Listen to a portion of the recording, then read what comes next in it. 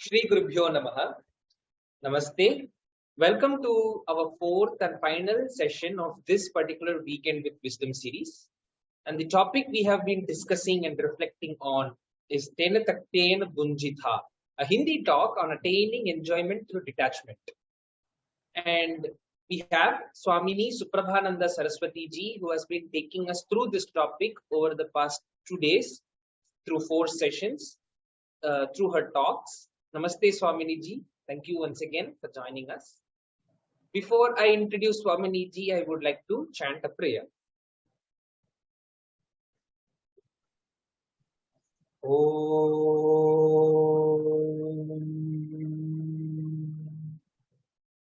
Sada Shiva Samarambham Shankaracharya Madhyamam Asmadacharya Paryantam Vande Guru Paramparam. Om Sahana Bhavatu Sahano Bhunattu Sah Veeryam Karavavahe Tejasvinavadhitamastu Ma Vidvishavahai. Om Shanti Shanti Shanti.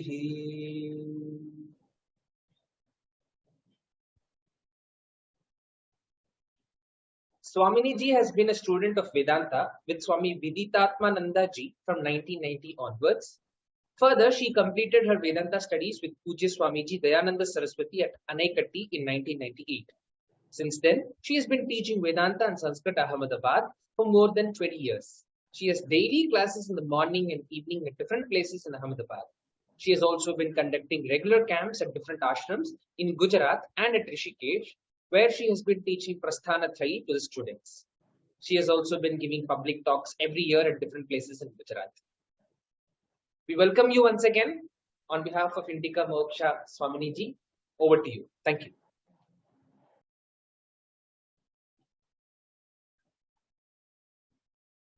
Om Sahana Bhavatu Sahano Bhunaktu Sah Veeryam Karavavahai Tejasvinavadhitamastu Ma Vidvishavahai. Om Shanti Shanti Shanti. Om Ishvaro Gururatmeti Murti Veda Vibhagine Vyomavad Dehaya Dakshinamurtaye Namaha. Om Purnamadah Purnamidam Purnat Purnamudachyate Purnasya Purnamadaya Purnamevavashishyate. Om Shanti Shanti Shanti.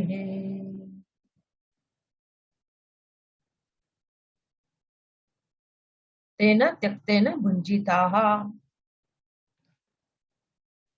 त्याग वेद का तात्पर्य त्याग में ही है, क्योंकि हमारी जो समझ है, हमारी जो दृष्टि है, नाम रूपात्मक जगत में सत्य बुद्धि अवधारणा, ये जो हमारी दृष्टि है, यही दृष्टि से सर्वव्यापक परमात्मा प्रकट होते हुए भी अप्रकट महसूस हो रहा है। वो ढक गया है, छिप गया है। इसलिए उपनिषद में कहा गया ईशावास्यम, ईशा ईश्वरेण, परमात्मा के द्वारा इस जगत को आच्छादित करना चाहिए।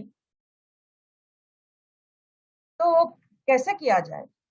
परमात्मा का दर्शन, जगत को परमात्मा के रूप में, ईश्वर को जगत के रूप में कैसे हम देख सकते हैं? जगत में परमात्मा का दर्शन हम किस प्रकार कर सकते हैं? इसकी जो प्रक्रिया है वो एकमात्र है त्याग।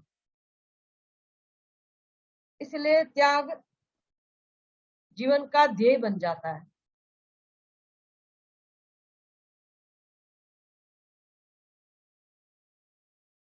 तो जिस मुमुक्षु जिज्ञासु को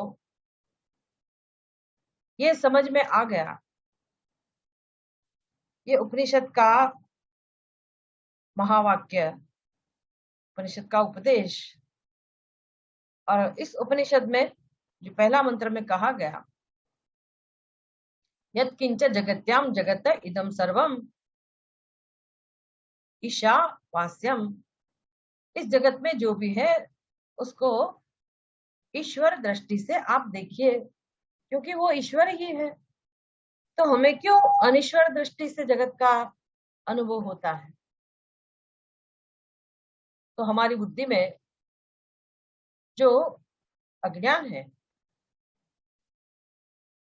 अपने बारे में, अपने विषय में और जगत के विषय में, इसका मतलब है ईश्वर के विषय में। सत्य तो एक ही है, जीव का सत्य भी ईश्वर है, जगत का सत्य भी ईश्वर ही है। और जीव जगत ऐसी कोई हस्ती है ही नहीं, ऐसी कोई वस्तु है ही नहीं, जो है वो ईश्वर ही है। निर्गुण ब्रह्म कहो, सगुण ब्रह्म कहो, ईश्वर ही है, ईश्वर के सिवा कुछ नहीं। तो जीव नाम की कोई हस्ती है ही नहीं, जीव जैसा कोई प्राणी है ही नहीं।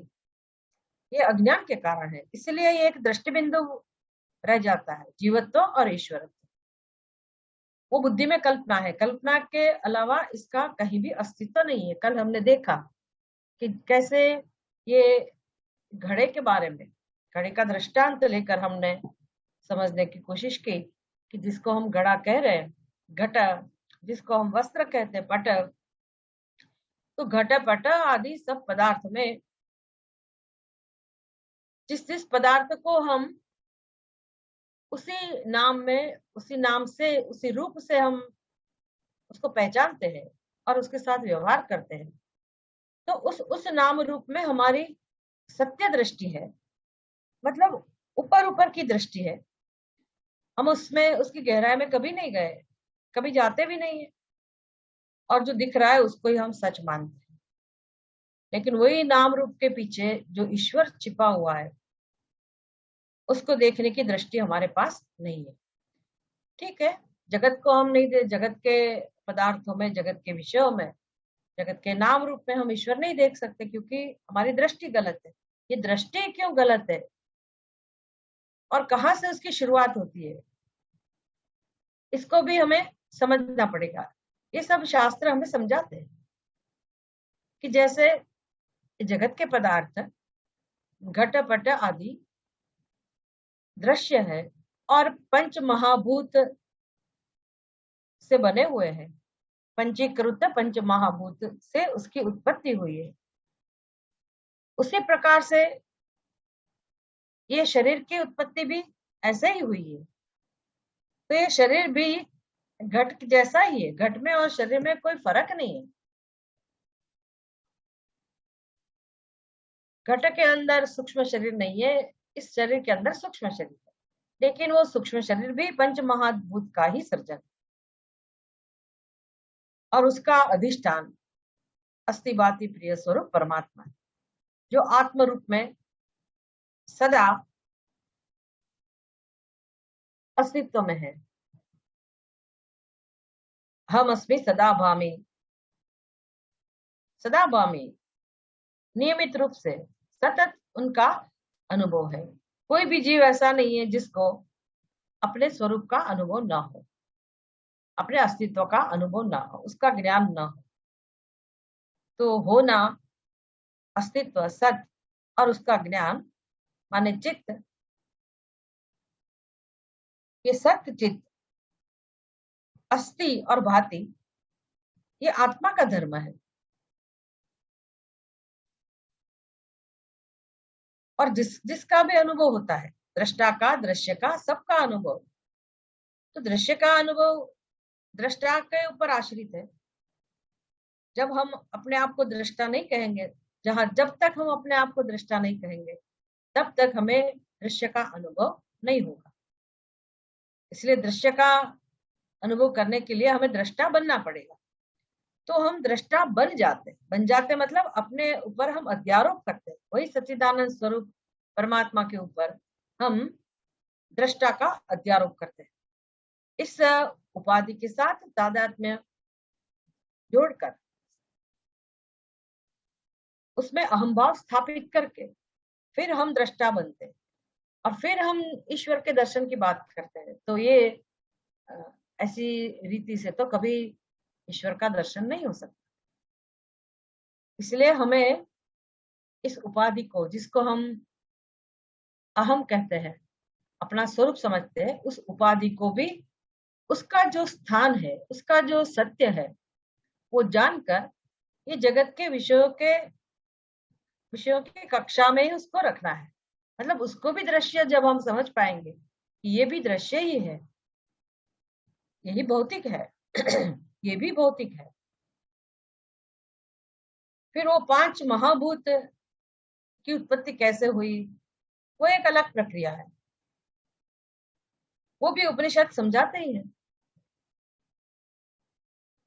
यतो वा इमानि भूतानि जायन्ते ये न जातानि जीवन्ति यम प्रयन्ति अभिसंविशन्ति तद ब्रह्म अहमस्मि। जिसमें से सभी भूतों की उत्पत्ति होती है। भूत माने जीव भी और ये जड़ पदार्थ भी, जो पंच महाभूतों का सृजन, उसका कार्य, जिस आत्मा से उसकी उत्पत्ति होती है, वही आत्मा एकमात्र सत्य है और प्रत्येक आत्मा के रूप में सबके अंदर विराजमान है, सभी जीवों के अंदर वो विराजमान है। इसलिए उस प्रत्येक आत्मा को अच्छी तरह से हम पहचान ले, ये ईश्वर की सही पहचान। वही एक नित्य दृष्टा है, वही परमात्मा का स्वरूप है। इसके सिवा कोई भिन्न आत्मा नहीं है, अनेक आत्मा नहीं है, एक ही आत्मा है। और वह आत्मा सर्वव्यापक है, सर्वत्र है, सर्वदेश, सर्वकाल, सर्वनाम रूप, सब में ओतप्रोत है। मया ततम इदम जगत अव्यक्त मूर्तिना मत्तः परतरं नान्यत् किंचिदस्ति धनंजय।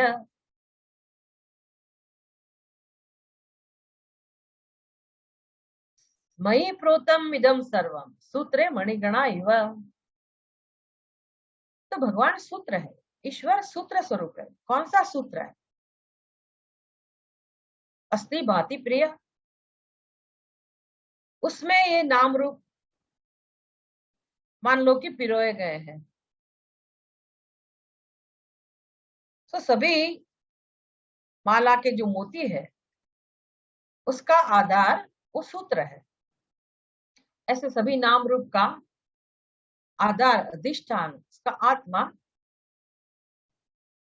हम है। मतलब हमारा स्वरूप जो है वही सारे जगत का अधिष्ठान, वही, उसी का नाम है परमात्मा। अगर वो ये बात समझ में आ जाए, इस सत्य को हम समझ ले, तो फिर नाम रूप में जो हमारी सत्य बुद्धि है, उसका त्याग अपने आप हो जाएगा। इसलिए ये उपदेश सन्यासी के लिए है, तेन त्यक्तेन भुंजीता, कि उसको जीवन में अभी क्या करने की आवश्यकता है। तो ये परमात्मा आत्म रूप में रह ले, आत्म स्वरूप में रहे हुए परमात्मा का दर्शन करने के लिए, उसका अनुभव करने के लिए जीवन में ऐषणाओं का त्याग, लोकेषणा, वित्तेषणा, पुत्रेषणा,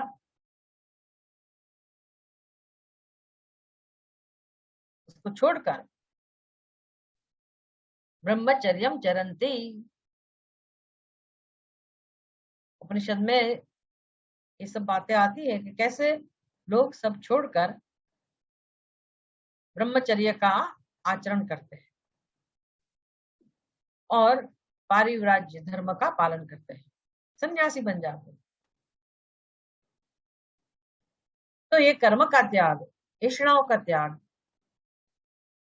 तेन त्यक्तेन, इस त्याग के साथ भुंजिताहा मतलब अपने आत्मा की रक्षा करनी चाहिए, अपने स्वरूप की रक्षा करनी चाहिए। मतलब अंधकार को हटाकर अपनी बुद्धि में जो अंधकार है, अज्ञान है, उसको हटाना चाहिए, दूर करना चाहिए और दुख की निवृत्ति करनी चाहिए जीवन में हमेशा के लिए। यही मोक्ष का स्वरूप है। सभी दुख की निवृत्ति, सभी कामनाओं की निवृत्ति। तो कामनाओं का अस्तित्व इसलिए है कि हमें पूर्णता का अनुभव नहीं हो रहा है, अपूर्णता का ही अनुभव हो रहा है, इसलिए कामनाएं उठती है। तो जैसे जैसे हम ये पूर्ण स्वरूप परमात्मा को समझने लगेंगे और हमारे बारे में जो हमारे गलत निर्णय है, गलत सोच है हमारी, उसका हम त्याग करेंगे, तो अपने आप जैसा हमारा स्वरूप है उसके अनुरूप अनुभव भी होगा।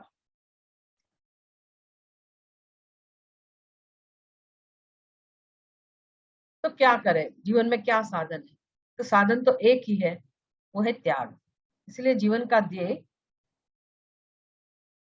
त्याग ही होना चाहिए। वेद का तात्पर्य भी त्याग में ही है।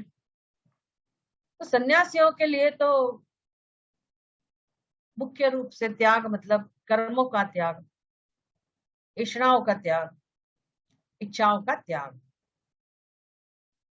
इच्छा की पूर्ति के लिए उनके कर्म नहीं है, कर्तव्य की भावना भी अभी नहीं है, कर्तव्य बुद्धि भी नहीं होगी। विवेक के कारण, ज्ञान के कारण, कर्तव्य बुद्धि भी अज्ञान में से ही उत्पन्न होती है। तो जब वो ये कर्तव्य बुद्धि भी नहीं रहेगी तो अपने आप कर्म भी नहीं रहेंगे। तो क्या करना है? इसको संन्यास लेना है। संन्यास लेके भी मुख्य कार्य, मुख्य प्रवृत्ति क्या है उसकी? अभी वो आत्मा की उपासना कर रहा है, ज्ञान की आराधना कर रहा है। श्रवण, मनन, निधिध्यासन, गुरु उपसदन, यही इसके जीवन का स्वरूप होगा, लाइफस्टाइल होगी। और क्या क्या उसको सावधानी रखनी चाहिए, ये भी उपनिषद ने कहा। मां वृद्ध कस्यचित् धनम, वो धन के माध्यम से, वो तो एक दृष्टांत उपलक्षण है, उसके माध्यम से जिज्ञासु को, साधक को, सन्यासी को भी सावधान रहना है कि अनादिकाल से चित्त में जिस विषय के संस्कार है उसके प्रति लालच न हो। वो जो पुराना संस्कार है वो कभी कभी उसका प्रभाव बढ़ जाता है। उसके प्रभाव में अगर ये व्यक्ति आ गया तो उसके जीवन में फिर से वही कामनाएं उठेगी, फिर से वही कर्म करेगा और फिर वो अपनी साधना में से च्युत हो जाएगा।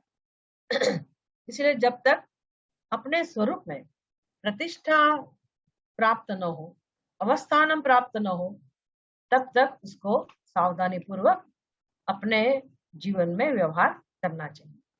ये सीख भी उपनिषद ने दी। मां गृध कस्यचित् धनम। तो त्याग कैसे जीवन का ध्येय है? एकमात्र ध्येय त्याग ही है, ऐसा हम कैसे कह सकते हैं और समझ सकते हैं, फिर उसका आचरण कर सकते हैं? ये प्रश्न रहता है। सन्यासी के लिए तो त्याग समझ में आ सकता है कि चलो इच्छाओं का त्याग, इच्छा की पूर्ति के लिए जो कर्म होते थे जीवन में उसका भी त्याग। तो उस त्याग के साथ वो अपने ज्ञान की रक्षा करके, आत्मा की रक्षा करके अपना जीवन निर्वाह करता है और मोक्ष की प्राप्ति उसको होती है। लेकिन सामान्य मनुष्य, बाकी जो भी मनुष्य है, जिसके जीवन में अभी इतना विवेक नहीं हुआ है, जो अपने जीवन का ध्येय समझ नहीं पा रहे, उसको कैसे जीवन जीना चाहिए, उसकी जीवन पद्धति कैसी होनी चाहिए, पूरी भगवत गीता में ये समझाया गया। और मनुष्य के जीवन में हमने अगले सेशन में उसके बारे में उल्लेख किया था कि प्राधान्यतः दो ही पुरुषार्थ लिखे जाते हैं, भोग और योग, प्रेयः श्रेयः। जो विवेकी मनुष्य है उसके जीवन में श्रेय का पुरुषार्थ होगा, योग के लिए, मोक्ष के लिए पुरुषार्थ होगा। और जिसको अभी विवेक नहीं हुआ है, उस मनुष्य के जीवन में भोग का पुरुषार्थ, काम का पुरुषार्थ रहेगा। प्रेय, प्रेय मतलब जो प्रिय लगता है, जहां ऐसी अपेक्षा है, जिस वस्तु के पास, या तो व्यक्ति के पास या परिस्थिति के पास हम कुछ सुख प्राप्त करेंगे, उसमें प्रियत्व का दर्शन करेंगे, उसको प्रेय कहते हैं। तो जीवन में ये दो रास्ते हैं, दो मार्ग है, श्रेय और प्रेय। श्रेयश्च प्रेयश्च विविनक्ति धीरः। तो धीरः, बुद्धिमान मनुष्य, विविनक्ति, वो दोनों को अलग कर सकता है। प्रेय पदार्थ के प्रति जो आकर्षण है, तो वो एक रास्ता है प्रेय को प्राप्त करने का, ये एक पुरुषार्थ है। लेकिन अगर कोई व्यक्ति सक्षम है, सूक्ष्म दृष्टि वाला है, धीर पुरुष है, संस्कारी है, सुकृति जन है,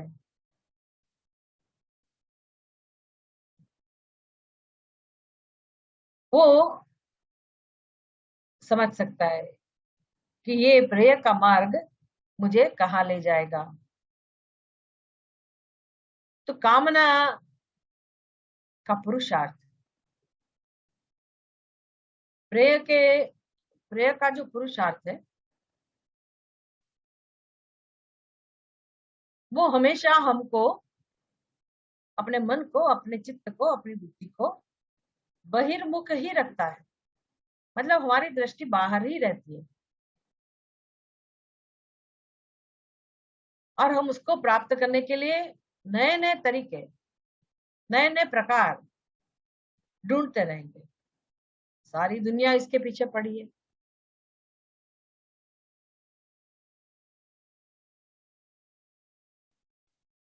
हमारे गुरुजी सिखाते थे कि जीवन में हमारी प्रवृत्ति और ये पशु पक्षी की प्रवृत्ति समान रहती है, अगर विवेक नहीं है तो। आहार, निद्रा, भय और मैथुन। तो बाकी जीवों के लिए तो हम कुछ नहीं कह सकते, पर हम देख सकते हैं कि हाँ, उनकी प्रवृत्ति भी इसी विषय के लिए है। आहार के लिए वो घूमते रहते हैं, सब जगह पुरुषार्थ करते हैं, निद्रा भी करते हैं, वो सलामती के लिए अपनी व्यवस्था भी बनाते हैं, जैसे उसका संस्कार है, जैसी जिसकी सूझ है, समझ है, उसके अनुसार वो सलामती, सिक्योरिटी, उसके लिए भी प्रयास करते हैं, और अपना संतति सुख प्राप्त करने, इंद्रियों के स्तर पर जो सुख की अपेक्षा रहती है, इच्छा रहती है, उसके लिए भी प्रयास है। आहार, निद्रा, भय और मैथुन। अगर मनुष्य के जीवन में विवेक नहीं है तो हम देख सकते हैं कि हाँ, मनुष्य उसके लिए ही प्रयास कर रहा है। हम उसको अगर विकास कहे,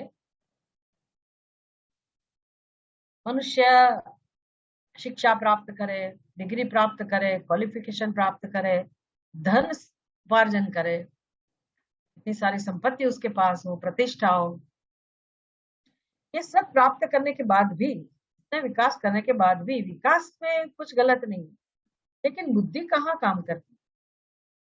इतना विकास करने के बाद भी जो धन प्राप्त होता है उसका उपयोग कहाँ करना? तो वही काम जो अंदर बैठा हुआ है वही प्रेरणा करेगा। तो क्या भोग कर सकता है ज्यादा से ज्यादा मनुष्य अपने जीवन में? भोग के विषय तो इतने ही है, शब्द, स्पर्श, रूप, रस, गंध। और पुरुषार्थ इतना ही है, आहार, निद्रा, भय और मैथुन। तो भोग बुद्धि, कामना की पूर्ति, ये सब को महत्व देने के कारण मनुष्य क्या करेगा? कैसे ज्यादा से ज्यादा हम सुख का अनुभव करें? तो एक ही विषय को उसके उसको अनेक रूप से, विविधता से भरपूर, विविधता सभर उसको कैसे भोगा जाए, उसका भोग कैसे किया जाए, उसमें ही अपनी बुद्धि, अपनी शक्ति, अपना अपना द्रव्य, उसका व्यय करेंगे। तो जैसे कृष्ण भगवान के समय में गाय का भोजन क्या था? उस समय में गाय का भोजन जो था वही भोजन इस समय भी है।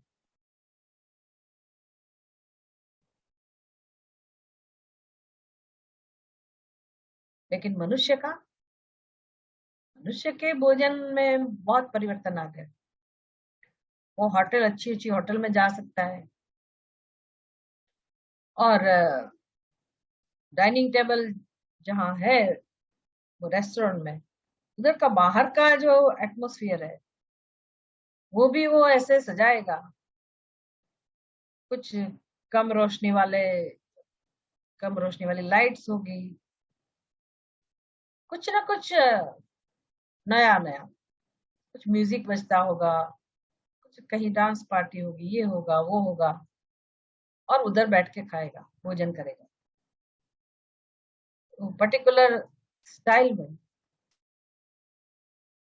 भोजन की प्लेट रहेगी, खाने की पद्धति अलग होगी, लेकिन उस प्रवृत्ति को हम क्या कहेंगे? भोजन की ही प्रवृत्ति। भले हम उस जमाने वाले भोजन को हम हमेशा ना खाए, विविधतापूर्ण भोजन ग्रहण करें, जिसको हम कहते हैं कि विकास है। ये तो भोजन तो एक दृष्टांत है, सभी भोगों में मनुष्य ऐसा करता है, लेकिन वो जीवन जीने की जो पद्धति है उसमें प्रवृत्ति तो एक ही है, आहार, निद्रा, भय और मैथुन। स्वामी जी तो यहाँ तक कहते थे, गुरु जी, कि पत्थर युग के समय, पत्थर युग का मनुष्य, मानव, वो शिकार करके मांस खाता था। उसके पास भी कपड़े पहनने के लिए नहीं थे, तो वो जो भी वो वलकल वगैरह धारण करता था। और इस जमाने में भी क्या है, ज्यादा से ज्यादा मॉडर्न, धनवान ऐसे लोग इतने विकास के बाद भी कम से कम वस्त्र पहनेंगे और वही मीट वगैरह उसका भोजन होगा। तो क्या विकास किसको कहेंगे?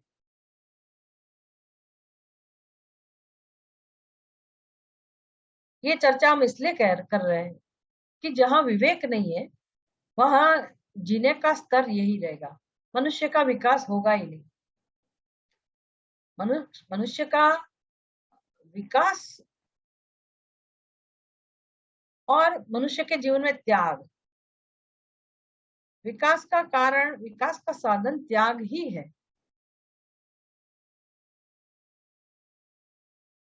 इसको समझने के लिए भगवान ने मनुष्य को मन और बुद्धि दिया हुआ है।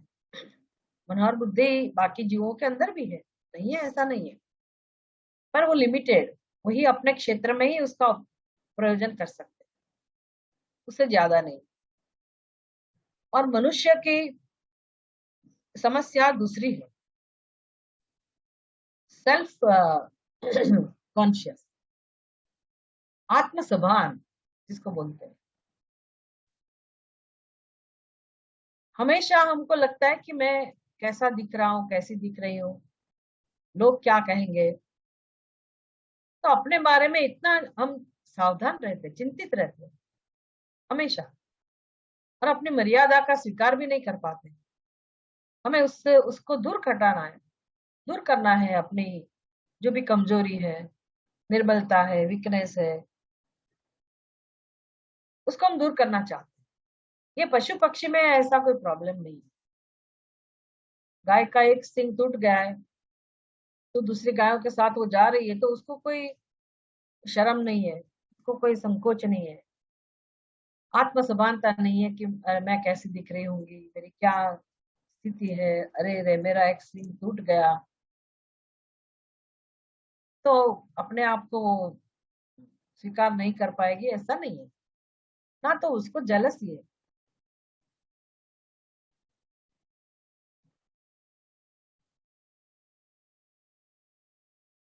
इसके मालिक के अंदर ये सब होगा, लेकिन ये कंपैरिजन, प्रतिस्पर्धा, लघुत्व ग्रंथि, गुरुत्व ग्रंथि, ये सब समस्याएं पशु पक्षी के अंदर नहीं।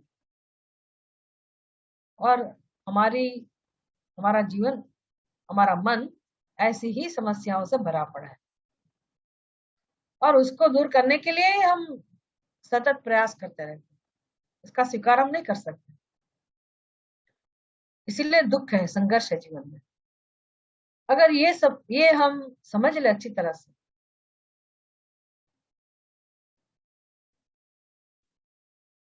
कि ये दुख के कारण कैसे हो सकता है।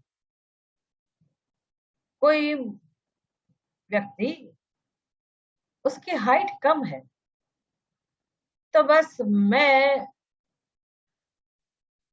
नीचा हूं, और इतनी हाइट होगी तभी समाज मेरा स्वीकार करेगा, तो मेरी पर्सनालिटी बराबर नहीं है, तो मैं खुद उसका स्वीकार नहीं कर सकती अगर, तो मैं क्या करूंगी। वो व्यक्ति क्या करेगा, वो हील वाले चप्पल पहनेगा, कुछ ना कुछ ढूंढ निकालेगा उपाय कि लोगों की नजर में वो बराबर दिखे। तो छिपाने के लिए, अपनी जो कम ऊंचाई है उसको छिपाने के लिए वो सब कोशिश करता रहेगा। प्रयत्न करने में कोई गलत नहीं है, भले वो ऐसा प्रयत्न करे, वो ऐसा समाज में आप ऐसे दिखते हो और अच्छे लगते हो, तो उसमें क्या गलत है। लेकिन उससे मुझे जो दुख होता है कि भगवान ने मुझे क्यों ऐसा बनाया, मेरा कान ऐसा क्यों बनाया, मेरी नाक ऐसी टेढ़ी क्यों बनाई। लोगों के सिर पे से बाल जब निकल जाते हैं तो बहुत दुखी हो जाते हैं। अभी आत्मा और ये जो बोल्ड पर्सन, उसको क्या लेना देना।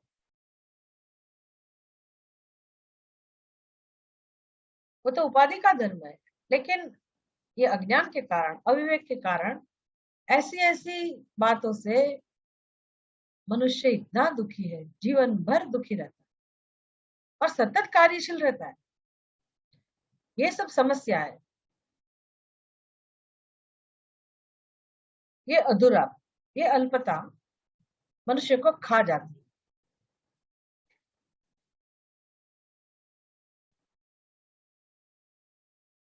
ये अनर्थ है। उपाधि में अहम भाव की वजह से ये सब हो रहा है, ये मनुष्य को पता नहीं है। लेकिन अगर वो विचार करता है जीवन में, तो समझ पाएगा कि ये सब समस्याओं से वो कभी प्रभावित नहीं हो सकता, क्योंकि ये समस्याएं आत्मा की समस्याएं नहीं है। तो क्या करें? ये संस्कार तो अनंत काल से, अनादिकाल से है। भले अनादिकाल से है लेकिन आगंतुक है, वो आत्मा का स्वभाव नहीं है। इसलिए ये तो हमने उपाधि के साथ जो तादाद में है उसके कारण हमारे मन में जो जो समस्या उठती है उसकी बात की, लेकिन मन में, अंतःकरण में जो आसुरी वृत्ति है, अज्ञान का जो भी कार्य है, उसके संस्कार भी अनादिकाल से। तो ये भी आत्मा का स्वभाव नहीं है, ये हमारा सही स्वभाव नहीं है। लोग कहते हैं कि प्राण और प्रकृति, उसका नाश साथ में ही होता है, साथ में ही जाते हैं, मतलब प्रकृति में बदलाव नहीं आता है, स्वभाव में बदलाव नहीं आ सकता है, ऐसा लोग मानते हैं। बस मेरा स्वभाव ऐसा है, जैसा है ऐसा आप स्वीकार करो, मेरे साथ रहना तो रहो, नहीं तो मत रहो। मुझे उसका ऐसा स्वभाव पसंद नहीं है, मैं साथ उसके साथ नहीं रह सकती, नहीं रह सकता। ये सब झगड़े हमारे जीवन में है, और हमेशा हम दूसरों को कहेंगे आपका स्वभाव बदलिए, सब दूसरे को ही कहेंगे आपका स्वभाव बदलो, लेकिन कोई स्वभाव बदलता नहीं है। फिर लोग कहते हैं ये स्वभाव नहीं बदलेगा, नहीं जाएगा, लेकिन ये स्वभाव हमारा स्वरूप नहीं है, ये आत्मा का स्वभाव नहीं है। आत्मा का स्वभाव देवी संपत्ति है। गीता में भगवान इसका वर्णन करते हैं।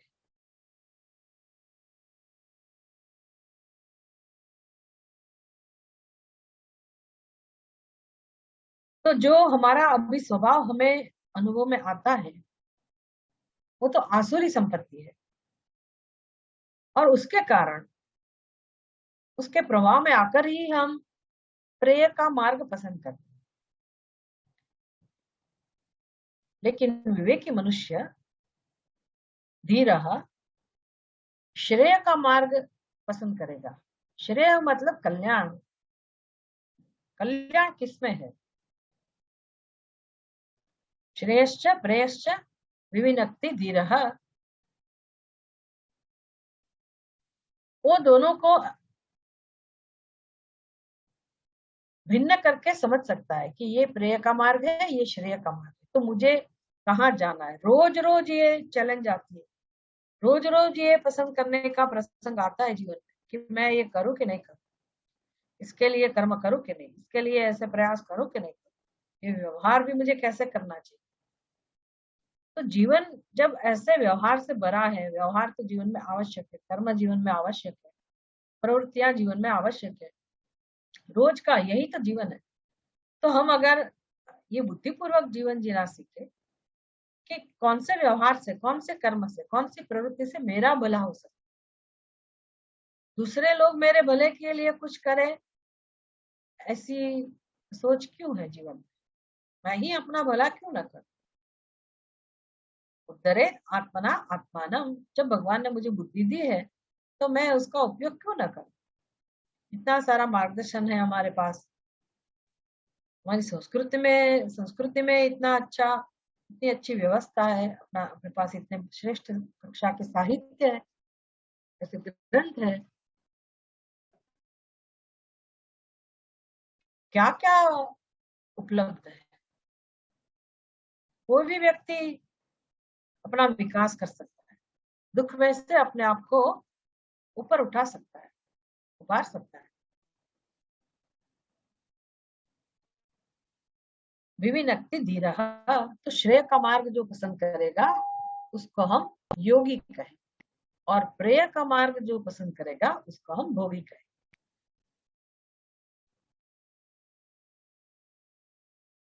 श्रुति हमें परमिशन नहीं दे रही कि हाँ आपकी इच्छा प्रेय की है तो भले उस मार्ग से आप जाइए।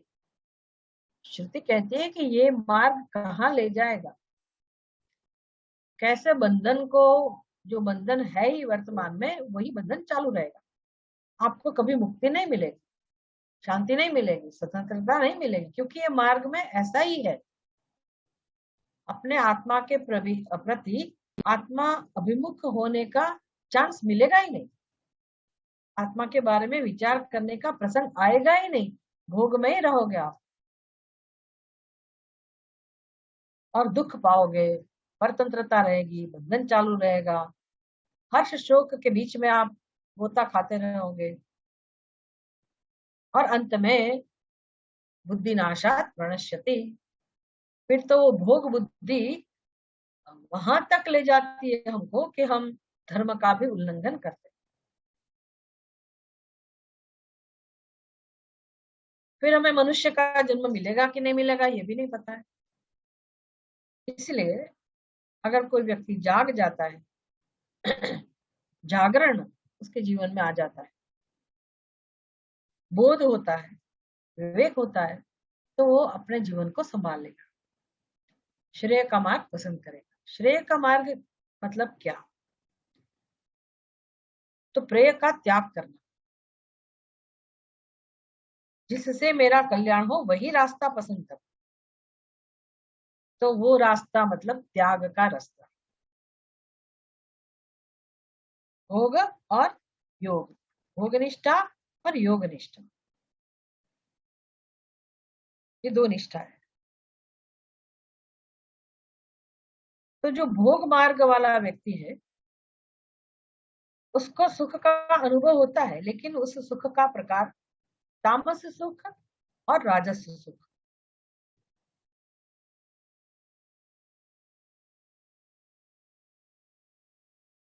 जिसमें प्रारंभ में सुख का अनुभव हो, अंत में दुख मिले, वो राजस सुख।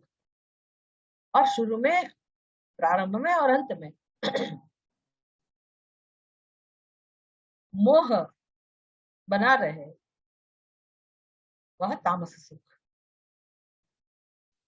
तो तामस और राजस सुख जो है उसके लिए जो प्रवृत्ति कर रहा है वह मनुष्य भोगी है, उसके जीवन में दुख हमेशा रहेगा। तो मोक्ष का मार्ग कौन सा मार्ग है? योग का मार्ग कौन सा मार्ग है? जहां सात्विक सुख मिले, ऐसा पुरुषार्थ। प्रारंभ में भले अच्छा न लगे, कठिन लगे वो मार्ग, विष समान लगे, लेकिन अंत में वो सुख देने वाला है। अंत में अमृत समान सुख की प्राप्ति इस मार्ग में होती है। तो भगवान गीता में हमें इस सोपान, जिसको सीढ़ियां कहते हैं ना, वो दिखाते, समझाते कि हम कैसे जीवन में आगे बढ़े और त्याग का आश्रय लेकर हम कैसे अपना उद्धार करें। ये श्रेय का मार्ग है। इसलिए सबसे पहले जिसके जीवन में आत्मविचार शुरू नहीं हुआ है, आत्मविचार के लिए सक्षम नहीं है, ऐसा व्यक्ति जिसके चित्त में अशुद्धि है और अभी आत्मविचार के लिए वो सक्षम नहीं है, तो वो क्या करे, क्या कर सकता है, कैसे अपना उद्धार कर सकता है? तो गीता में भगवान उसके लिए मार्गदर्शन देते हैं कि जो तामस व्यक्तित्व है, तमोगुण की जहां मात्रा है, वहां हमेशा निद्रा, आलस बना रहेगा। तो व्यक्ति के जीवन में कोई पुरुषार्थ की स्पष्टता नहीं होगी, पुरुषार्थ में कोई रुचि नहीं होगी।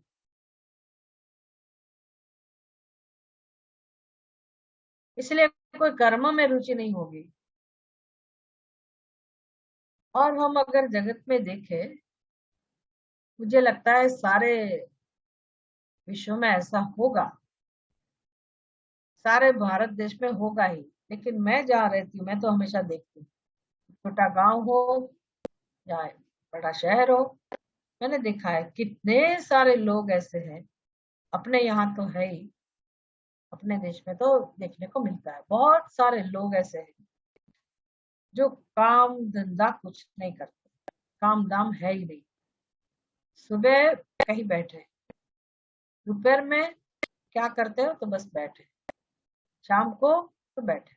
उनके लिए कोई जगह भी बनी रहती है, चौराहे पर, कहीं झाड़ के नीचे, कभी यहाँ कभी वहां इकट्ठे होते रहते हैं, ताश खेलते रहते हैं, कुछ न कुछ ऐसी प्रवृत्ति करते रहते हैं जिसको प्रवृत्ति नहीं कही जाती। सोते रहते हैं, डिप्रेशन में रहते हैं, कुछ काम नहीं है, आलस है, प्रमाद है, निद्रा, खास करके प्रमाद तो नहीं, आलस और निद्रा तो है ही है। बहुत सारे लोग हैं ऐसे जिसको निकम्मे कहे जा सकते हैं। वो अपने जीवन के लिए भी कुछ कर्म नहीं करते। हमारे आसपास तो जहाँ मैं रहती हूँ वहां तो बहन ज्यादा काम करती है। गढ़वाल में भी मैंने देखा है, स्त्रियां बहुत काम करती है, नहीं मजदूरी करती है, पैसा कमा के लाती है, मेहनत करती है और अपना घर चलाती है। पर ऐसा है, तो मनुष्य कैसे जीवन में सुख प्राप्त करेगा?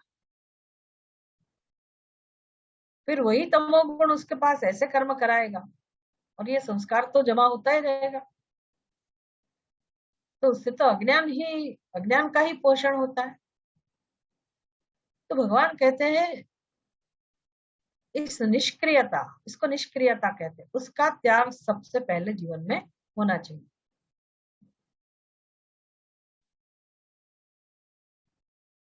नहीं कश्चित क्षणम अपि,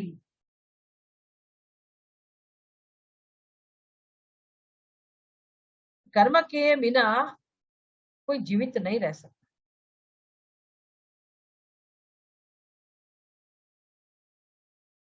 तस्मात् कर्म कुरुत्वम कर्म ज्यायो या कर्मणः जातु तिष्ठत्य कर्म कृत, नहीं कश्चित क्षणमपि जातु तिष्ठत्य अकर्मकृत।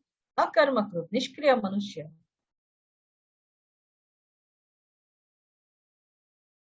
कोई रह नहीं सकता वैसे तो।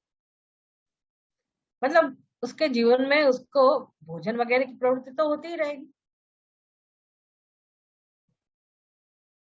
पर उसका भला उसमें नहीं है, निष्क्रियता में नहीं है। और जगत में आप देखिए तो परमाणु छोटे से छोटा वो भी सक्रिय है, सभी तत्व सक्रिय है।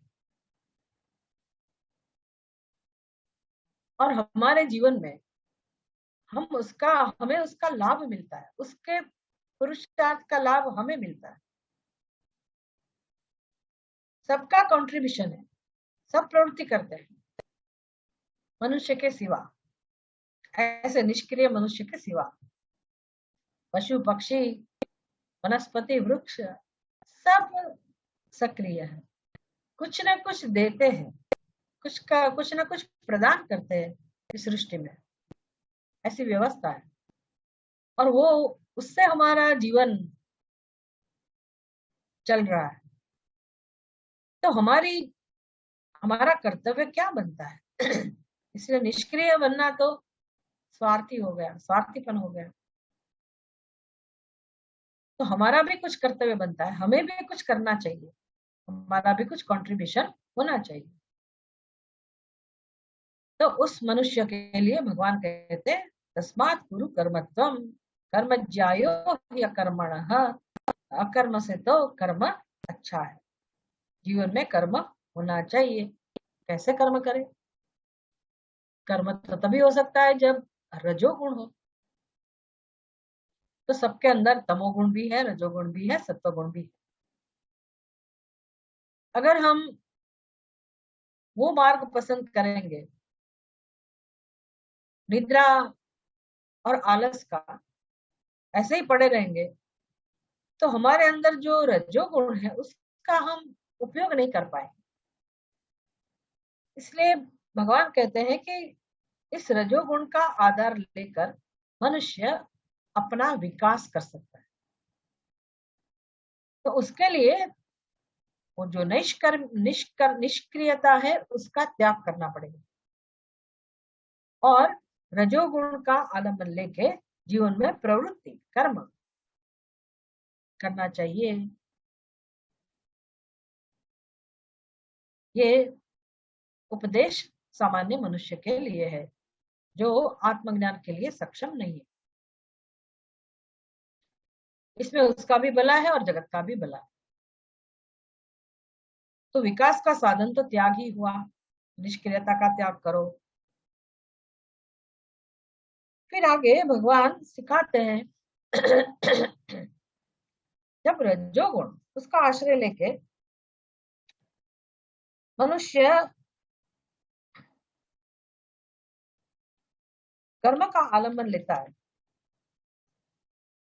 प्रवृत्ति जिसको हम सकाम कर्म भी कह सकते हैं, तो कोई बात नहीं, लेकिन वो सकाम सकाम कर्म वो भी कैसे करना चाहिए, तो वो तो बिना बताए लोग करते ही है। कामनाएं तो है ही, इसलिए कामना की पूर्ति के लिए जो कर्म किया जाता है उसको सकाम कर्म कहते हैं। तो सबके जीवन में है, इसका उपदेश देने की जरूरत नहीं है। हाँ, निष्क्रियता को हटाने के लिए ये कर्म जरूर आलम्बन है, लेकिन मनुष्य तो कर्म करता है, प्रवृत्ति करता है। जो मनुष्य कर्म कर ही रहा है उसको किसके लिए करता है? अपनी कामना की पूर्ति के लिए। तो वहां कौन सा उपदेश देना चाहिए उस व्यक्ति को? तो वहां एक दूसरा पुरुषार्थ शास्त्र में बताया गया, धर्म, धर्म रूपी पुरुषार्थ। तो भले प्रवृत्ति का आलम्बन, रजोगुण का आलम्बन लेके, आश्रय लेके हमारे जीवन में प्रवृत्ति हो, कर्म हो, लेकिन धर्म के साथ, धर्म का ज्ञान प्राप्त करके विधि निषेध का आलम्बन लेकर हम अपनी कामना की पूर्ति के लिए पुरुषार्थ कर सकते हैं। तो जहां कामना है वहां रजोगुण होगा ही होगा, लेकिन उस रजोगुण का आलम्बन लेंगे और पुरुषार्थ करेंगे तो धीरे धीरे जो आलस, निद्रा, ये सब तमोगुण का जो प्रभाव था वो धीरे धीरे हटेगा, हम थोड़ा ऊपर उठेंगे। अगर धर्म का आश्रय नहीं लिया, कितने लोग ऐसे हैं धर्म को नहीं मानते, शास्त्र के आदेश को नहीं मानते और कर्म करते रहते।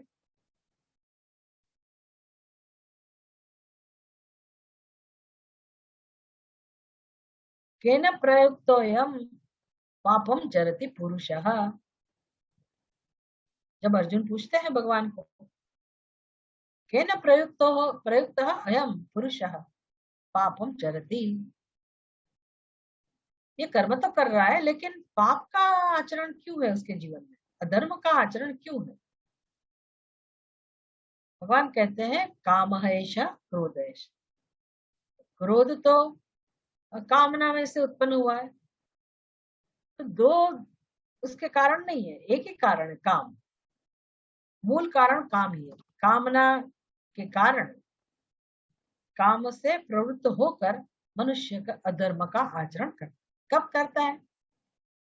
जब कामना का आवेग बढ़ जाता है, जब विवेक बुद्धि काम नहीं करती, इतना तीव्र आवेग रहता है मनुष्य के अंदर, तो धर्म का महत्व नहीं रहता, धर्म का उल्लंघन कर देता है, संक्रमण कर देता है और अधर्म का आचरण करके अपनी कामना की पूर्ति वो करता है। आजकल तो कितने सारे दृष्टांत हैं कि काम का तो अंत ही नहीं है। लोगों के घर में जब इतनी संपत्ति मिलती है, इतने रुपये मिलते हैं, बड़े बड़े लोगों के, चलो गरीब है, फुटपाथ पे रह रहा है, कुछ नहीं है उसके पास, अगर ऐसा धन मन की इच्छा हो, लालच हो तो ठीक है, लेकिन बड़े बड़े लोग, धनवान लोग, धनपति लोग, वो जब गलत काम करते हैं, अधर्म का आचरण करते हैं, तो प्रश्न होता है कि उसको करने की क्या आवश्यकता है, कौन कराता होगा ऐसा आचरण? तब भगवान का ये शब्द जो है, भगवान के शब्द तो समझ में आते हैं कि बात तो सही है, कामना किसी को नहीं छोड़ती। कामना के वश में ही सारा जगत है। कामना के कारण ही, उसके आवेग के कारण ही मनुष्य गलत रास्ते पे चलता ही रहता है, गलत करता ही जाता है। पैसा बढ़ जाता है, धन बढ़ जाता है, लेकिन उसका उपयोग कहाँ करेगा? गलत तरीके से, अधर्म के आचरण। क्यों? अपनी कामना की पूर्ति। तो ये भी पतन का मार्ग है, ये भी मनुष्य का विकास तो करने वाला रास्ता है नहीं। इसलिए जो अधर्म के संस्कार है मनुष्य के अंदर, सबके अंदर थोड़ी बहुत मात्रा में ऐसे संस्कार होते हैं। धार्मिक व्यक्ति, धर्मनिष्ठ व्यक्ति भी कभी कभी प्रैक्टिकल बन जाता है। ऐसे संजोगों में वो फिर नरोवा कुंजरोवा ऐसा कुछ उपाय ढूंढ लेते हैं।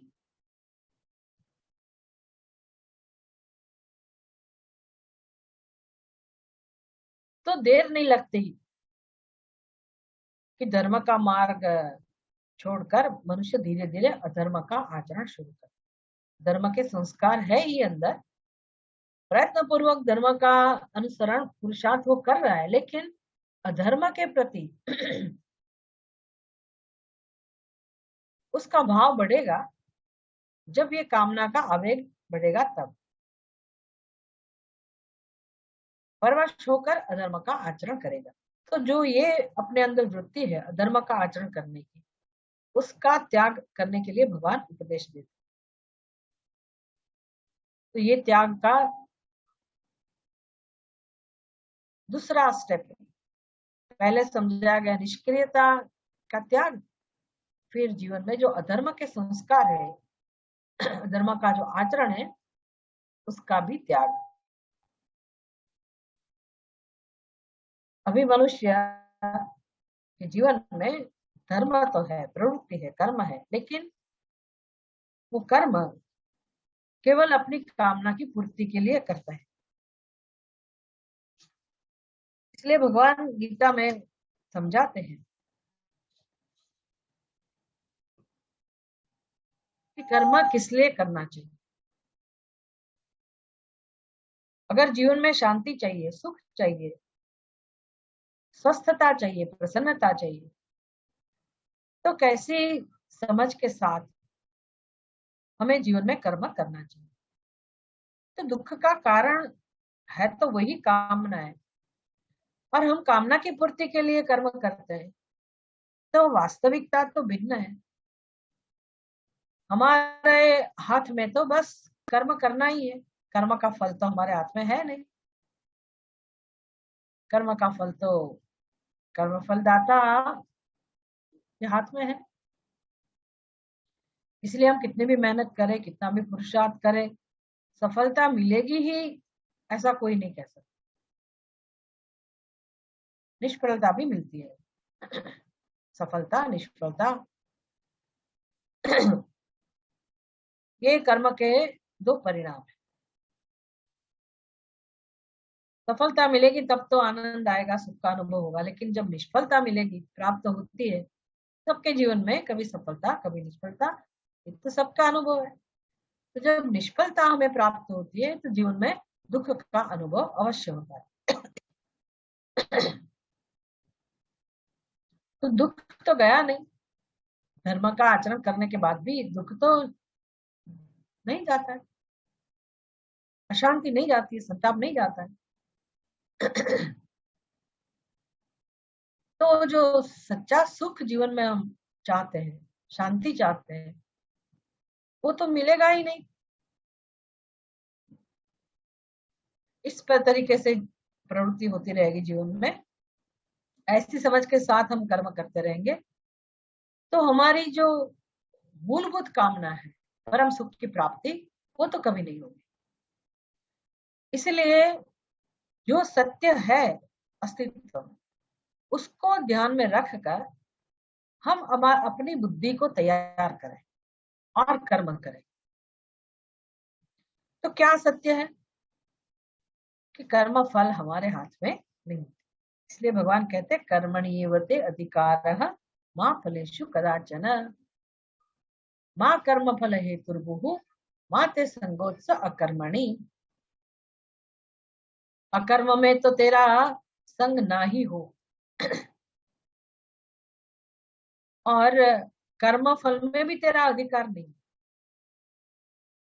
तो फिर हम तो फंस गए, हम क्या करें फिर। भगवान कहते जिस क्षेत्र में अधिकार है उसी क्षेत्र में आप पुरुषार्थ करो, कर्मणि एव ते अधिकारः। तो आपको एक पद दिया गया, एक स्टेटस दिया गया कि आपका अधिकार कर्म है, कर्म में है, मतलब उस पद को आप शोभास्पद बनाइए, उसका आनंद लीजिए, कर्म करने का आनंद लीजिए बस। तो क्या कभी कर्म का आनंद मिल सकता है कर्म में? हम तो, हमारा अनुभव तो है कि कर्म फल में ही आनंद मिलता है, कर्म में कहाँ आनंद मिलता है। आनंद के लिए तो हम कर्म करते हैं, सुख की प्राप्ति के लिए तो हम कर्म करते हैं। तो कर्म करते हुए कैसे आनंद मिल सकता है? जब फल मिलेगा तभी आनंद का अनुभव होगा ना, तभी सुख का अनुभव होगा। लेकिन भगवान तो हमें ऐसा सिखाते कि नहीं, आप अपना पूर्ण तरीके से, अपना सामर्थ्य, पूर्ण रूप से अपना सामर्थ्य जो भी है उसको कर्म में जोड़ो, उसके साथ कर्म करो।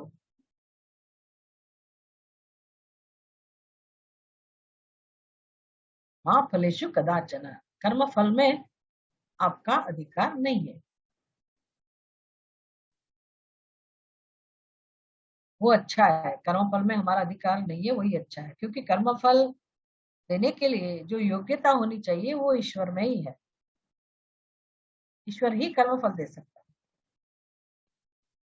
क्योंकि हमारी कामना जब कर्म हाथ में लेते हैं, इसके पहले जो कामना है कर्म करते समय कभी बदल भी जाती है, कर्म करने के बाद भी वो कामना का स्वरूप बदल जाता है। तो कैसे फल उसका मिलेगा, किस प्रकार का फल मिलेगा? और कर्म करने के बाद हमारी मृत्यु हो गई, तो इस जन्म में जो कर्म किए, तो आगे अगले जन्म में, नेक्स्ट बर्थ, हमें उस कर्म का फल अगर नहीं मिला तो वो हमारा कर्म तो व्यर्थ गया, और हमें याद भी नहीं है हमने कौन सा कर्म किया था, किस कामना की पूर्ति के लिए किया था, किस इच्छा की पूर्ति के लिए किया था, कुछ भी याद नहीं। तो हम खुद नहीं है तो हम कर्मफल कैसे उत्पन्न कर सकते हैं? अनिशोभा कुर्यात, जगत का सर्जन ये अनिश जीव कर सकता है कभी? जीव तो बेचारा है, अनिश है, वो कर्म फल उत्पन्न नहीं कर सकता। कर्म फल के लिए कैसा क्वालिफिकेशन चाहिए? सभी जीवों के कर्म का फल देने के लिए वो कर्म फल दाता, उसका स्वरूप ऐसा होना चाहिए, तीनों काल में होना चाहिए, भूत वर्तमान भविष्य तीनों काल, सभी जीवों के अंतरात्मा के रूप में भी होना चाहिए, तभी वो इसका संकल्प, उसके कामना को जान सकता है कि किस प्रकार से वो कामना की पूर्ति चाहता है। जानने के लिए उसको अंतर्यामी भी बनना पड़ेगा, सर्वज्ञ सर्वशक्तिमान सर्वव्यापक, ऐसा अगर कोई, वो ही कर्म फलदाता बन सकता। इसलिए भगवान कहते हैं वो मेरे हाथ में है, वो मेरे हाथ पे रहने दो। लेकिन हम ये सब नहीं जानते हुए, जानना भी नहीं चाहते, हमारी जिद होती है कि नहीं, मेरी इच्छा की पूर्ति के लिए ही मैं कर्म करता हूँ, करती हूँ।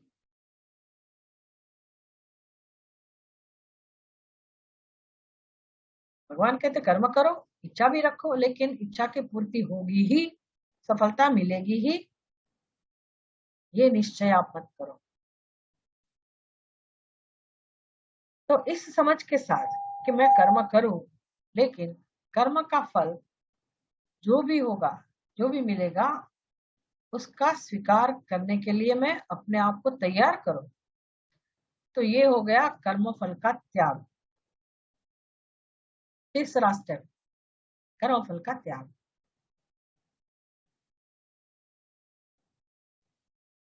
इतना बड़ा उपदेश है, इतनी बड़ी सीख है जीवन में। यही कर्मयोग का सिद्धांत है।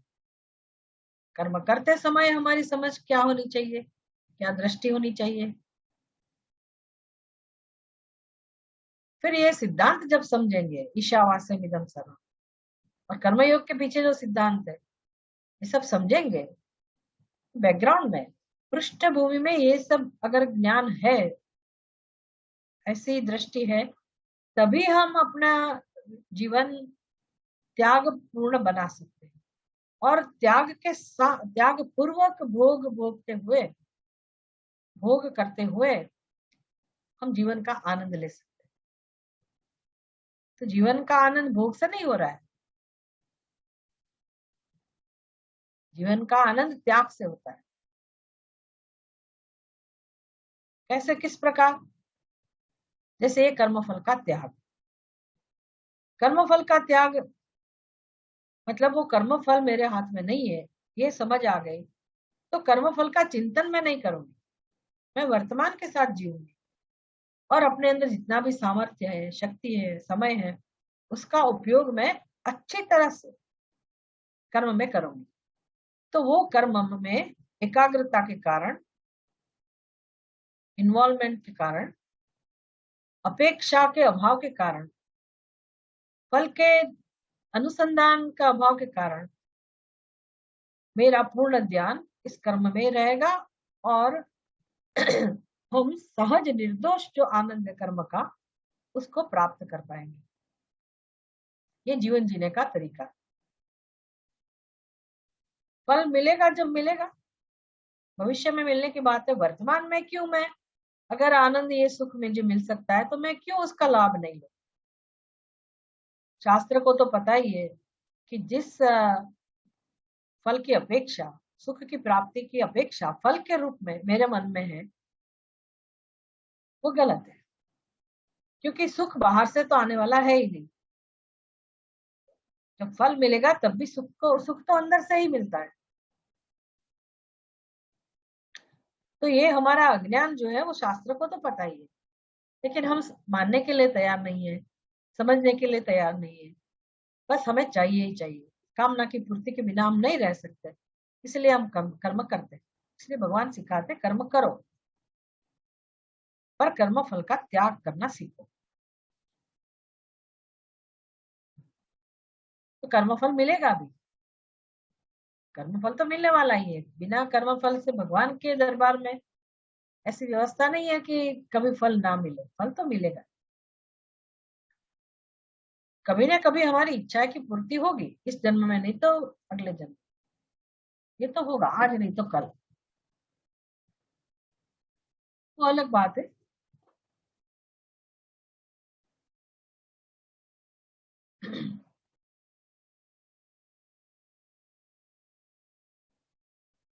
तो ये जो कर्म का आनंद, निर्दोष आनंद, सहज आनंद, वो कैसे हम प्राप्त कर सकते? प्रसाद विद्या ईश्वरेण आच्छादनीय। अभी सब ईश्वर है वो दृष्टि भले ना हो, लेकिन प्रसाद बुद्धि काम में आ सकती है। किस प्रकार? कि जो मैं कर्म कर रही हूँ, कर्म करने के लिए मेरे पास जो भी व्यवस्था है, मेरी उपाधि है, ज्ञानेन्द्रिया है, कर्मेंद्रिया है, मन बुद्धि, ज्ञान भी है, सूझ भी है, ताकत भी है, ये सब भगवान ने दिया हुआ है, ईश्वर का दिया हुआ है। कर्म करने का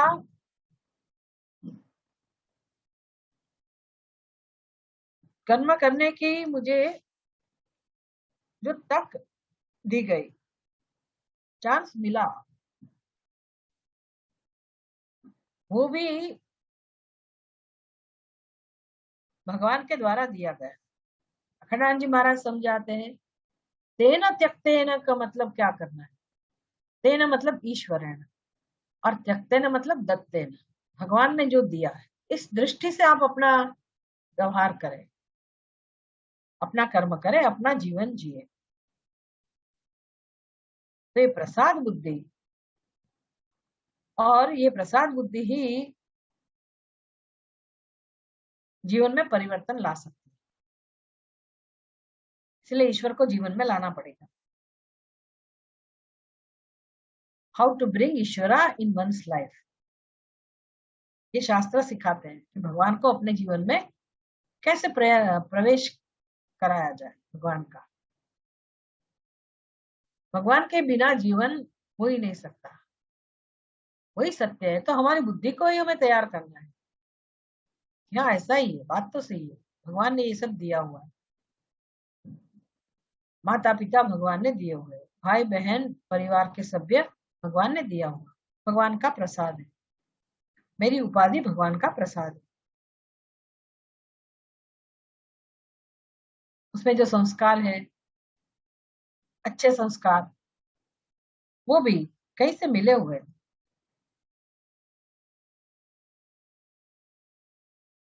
आज मैंने कहीं से सुना, वो एक संत समझा रहे थे कि कोई बच्चे ने अपने माता पिता को पूछा कि मेरा जन्म आपकी वासनाओं की पूर्ति का फल है, क्या है? अभी माता पिता बेचारे क्या जवाब दे। वो संत अपने बारे में समझाने लगे कि देखो, मेरा जन्म हुआ और मेरे अंदर ये संस्कार जो है वो मेरी माँ ने दिया है, मेरे पिता ने दिया है। तो माता है, जब बच्चे को अपने गर्भ में उसका पालन करती है, उस समय अपना जीवन बहुत ही प्रेम से, पवित्रता से, भगवान को ध्यान में रखते हुए वो अपना जीवन जीती है, व्यवहार करती है। तो उसका फल, उसका संस्कार संस्कार बच्चे को मिलता है। अगर वो माँ को ऐसा पता है तो जरूर वो ऐसा ही करेगी। तो वो माता पिता ने हमको संस्कार दिया है, मतलब भगवान के द्वारा ही वो मिला है। अंत में तो भगवान का ही दिया हुआ है, वो भी प्रसाद है। हमने जहाँ से शिक्षा प्राप्त की, स्कूल में, कॉलेज में, कहीं भी, वो सब भी भगवान का प्रसाद है। वर्तमान समय में हमारे पास जितनी भी संपत्ति है, जो भी है हमारे पास, वो सब भगवान का प्रसाद। तो कर्मफल क्यों नहीं प्रसाद हो सकता है? वो भी भगवान का ही प्रसाद। भगवान अर्जुन को समझाते गीता में, सुख दुखे समय कृत्वा लाभा लाभो जया जयो ततो युद्धाय ततो युद्धस्व। अर्जुन, युद्ध करने के पहले अपने आप को तैयार करो। अर्जुन के लिए युद्ध कर्म था, हमारे लिए युद्ध रूपी कर्म नहीं है। पर जो भी कर्म करना है, हमें, हमारे लिए भी वही उपदेश है। सुखे दुखे समय कृत्वा लाभा लाभो जया जयो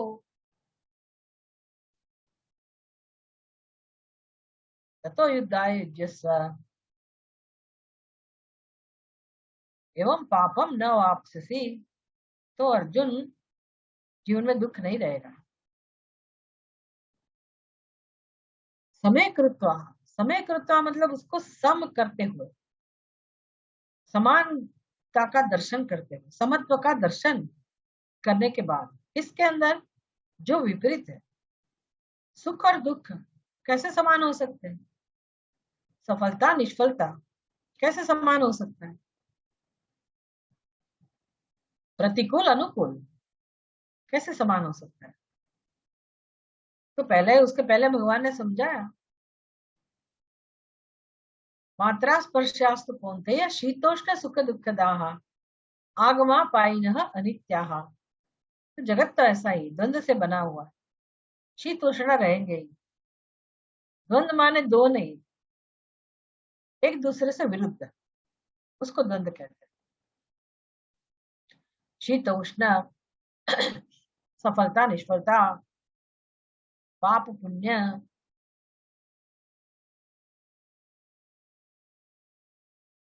ये जगत का स्वभाव है और ये कर्म फल का भी स्वरूप है, सफलता और निष्फलता।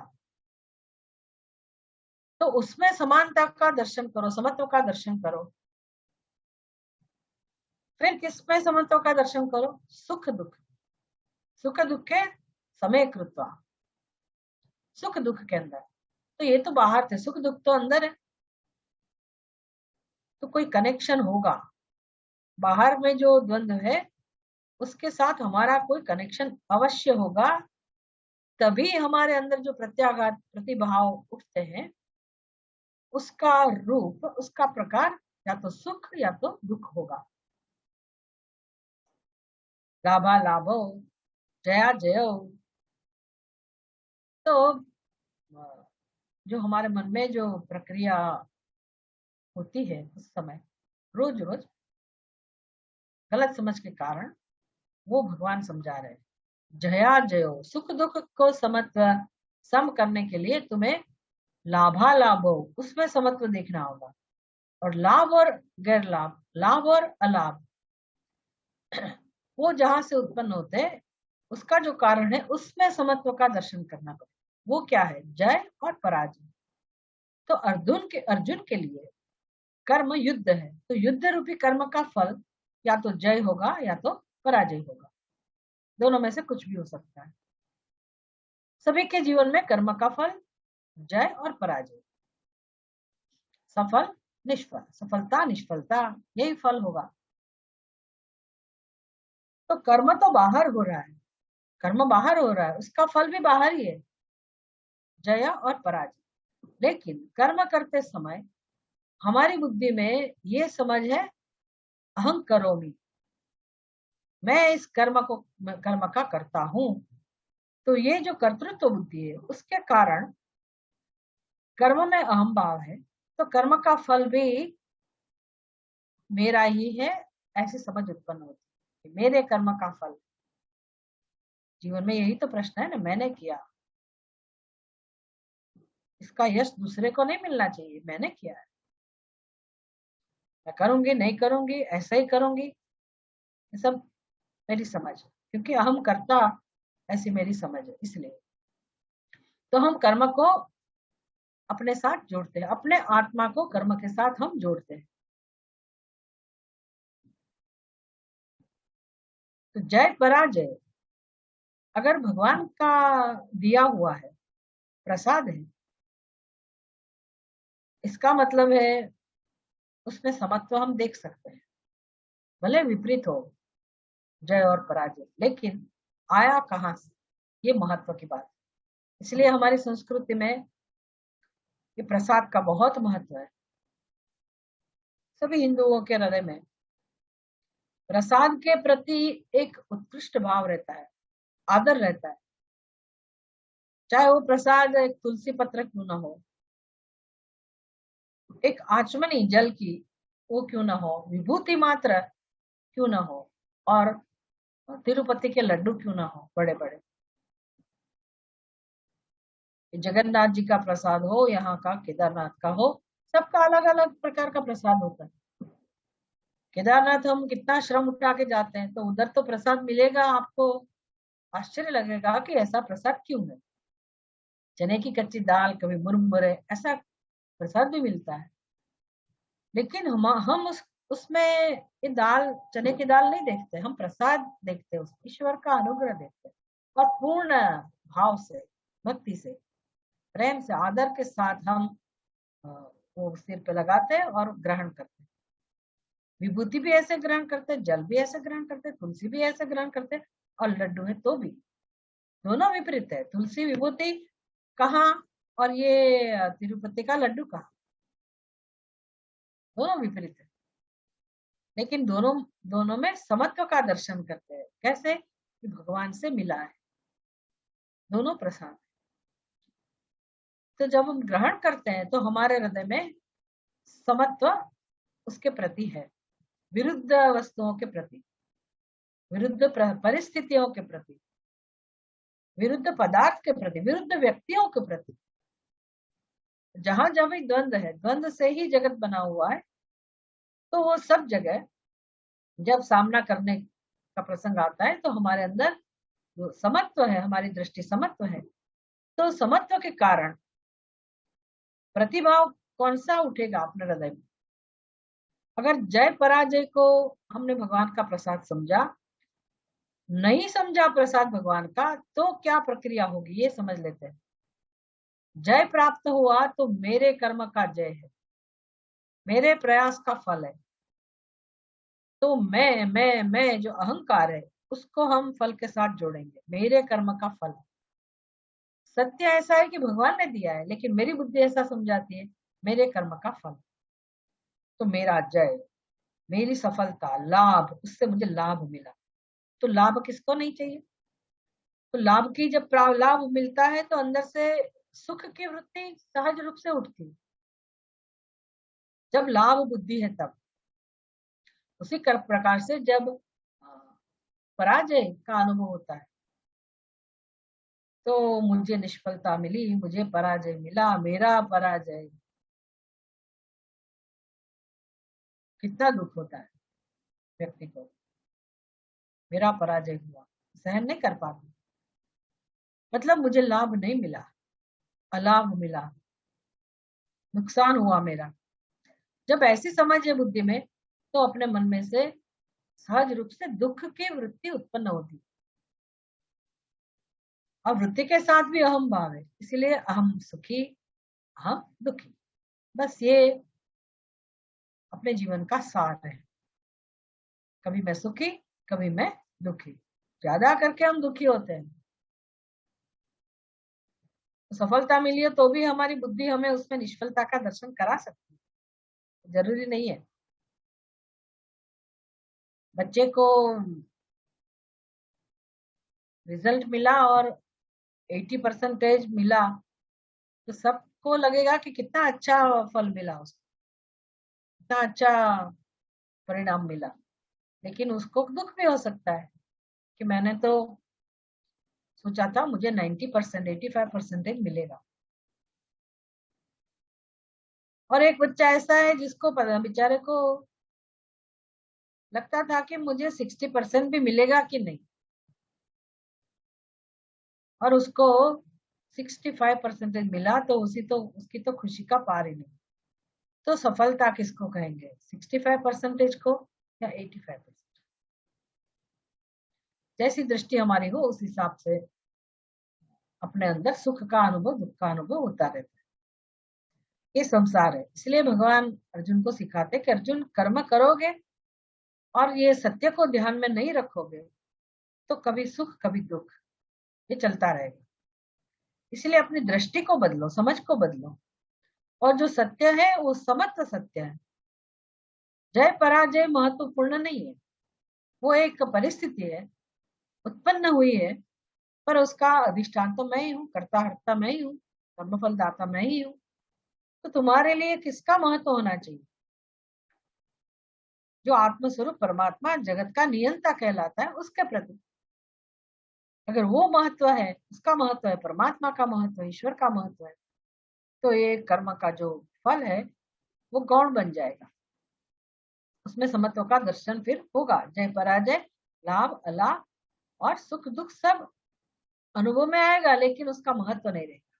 तो मैं सुखी मैं दुखी, ये जो वृत्तियां उठती है, ये जो गलत समझ है वो नहीं रहेगी। धीरे धीरे धीरे हम इसमें से ऊपर उठेंगे। ये त्याग हुआ। प्रसाद बुद्धि की मदद से, उसका आधार लेके, आश्रय लेके हम इस प्रकार कर्म फल का त्याग करते हैं कि भले मुझे जो चाहिए था, मेरी जो अपेक्षा थी, उसके अनुरूप मुझे फल नहीं मिला, कोई बात नहीं, जो भी मिला लेकिन वो भगवान का प्रसाद। मेरे गुरुजी का एक ही दृष्टांत था कि इसके 4 स्तर हो सकते हैं कर्मफल। तो एक व्यक्ति रोड क्रॉस करके बेचारा जा रहा था, उसको जल्दी थी कि चलो जल्दी मैं ऑफिस पहुंच जाऊं, उसको बस पकड़नी थी। तो वो रोड क्रॉस करके तुरंत बस स्टॉप था, तो वो बेचारा जल्दी जल्दी भागे भागे उधर पहुंचा। उधर पहुंचा और ही मिस द बस।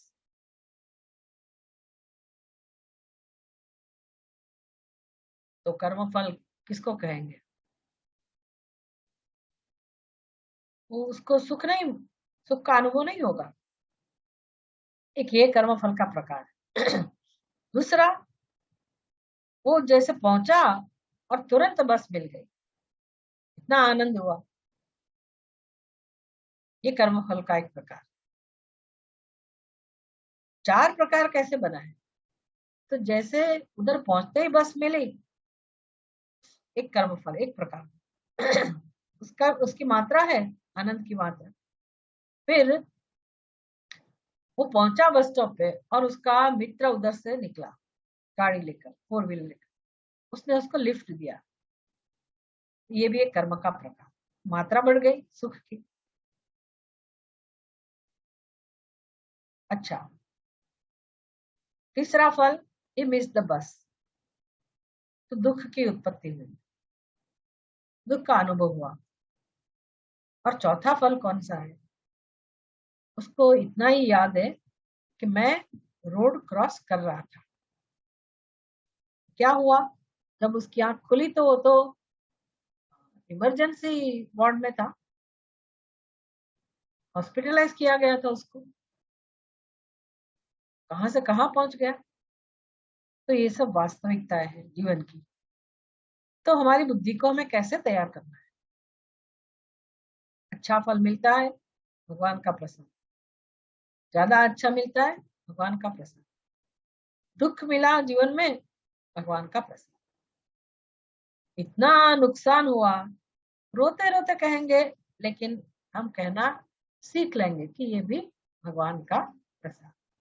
क्योंकि यही सीखना है, समय तो लगेगा, दुख तो जरूर होगा, लेकिन जो पहली बार दुख होता है, दूसरी बार उससे कम होगा, तीसरी बार उससे कम होगा, और समत्व की तरफ हम आगे बढ़ेंगे। समत्व में हम स्थापित होंगे धीरे धीरे। तो कैसे अपनी समझ को हम विकसित करें? प्रसाद बुद्धि के माध्यम से।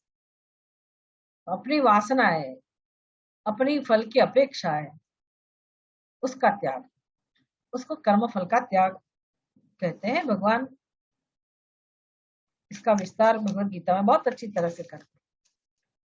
कर्म करते समय भी मैं याद रखूं कि मुझे भगवान ने ये सामर्थ्य दिया है, इसलिए मुझे कर्म करने का प्रसंग मेरे को मिला है, अपॉर्चुनिटी। ये सब भगवान का अनुग्रह है। तो कर्म करते समय भी प्रसाद बुद्धि, ईश्वर का अनुसंधान, और कर्म फल प्राप्त करते समय भी ईश्वर का अनुग्रह का दर्शन, ईश्वर के अनुग्रह का दर्शन, मतलब प्रसाद बुद्धि। ये कर्म फल का सिद्धांत है। अभी आगे क्या त्याग करना है, किस चीज का त्याग करना है?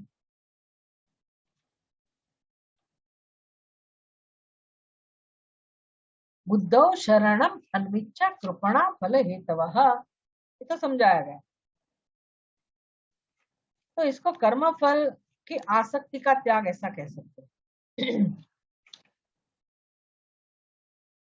अभी ये समत्व की साधना करते करते जब वो साधक परिपक्व बनता है, अभी वो संसारी बुद्धि वाला मनुष्य नहीं है, भगवत भक्ति वाला है, उसके अंदर सेवा का संस्कार है, भक्ति का संस्कार है, ज्ञान का संस्कार है, त्याग का संस्कार है, वैराग्यवान है, और विवेक के कारण उसके समझ में आता है कि मेरी जो इच्छा है वो तो अनंत सुख की है, नित्य सुख की। तो नित्य सुख की प्राप्ति में, उसकी प्राप्ति के लिए कौन सा उपाय है?